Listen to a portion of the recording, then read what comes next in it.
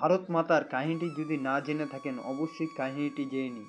ভারত মাতা হলেন ভারতের প্রতীকী রূপ, যেখানে দেশকে এক জননী রূপে কল্পনা করা হয়। তার উৎপত্তি 19 শতকে স্বাধীনতা আন্দোলনের সময়। শিল্পী অবনীন্দ্রনাথ ঠাকুর প্রথম ভারত মাতার চিত্র অঙ্কন করেন।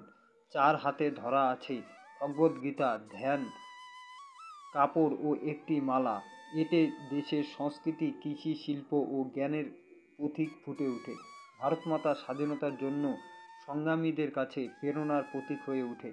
বিপ্লবী বন্দে মাতরম ধ্বনি উচ্চারণ করে দেশের প্রতি ভক্তি প্রকাশ করতেন। কল্পনায় ভারত মাতা সবুজ শাড়ি পরিহিতা, সোনার মুকুটধারিণী, হাত জোর করে আশীর্বাদ দিচ্ছেন, যেন তিনি তার সন্তানদের রক্ষা করেছেন।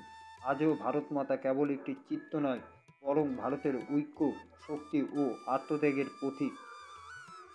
কাহিনীটি যদি ভালো লেগে থাকে তাহলে অবশ্যই চ্যানেলটিকে সাবস্ক্রাইব করে রাখুন।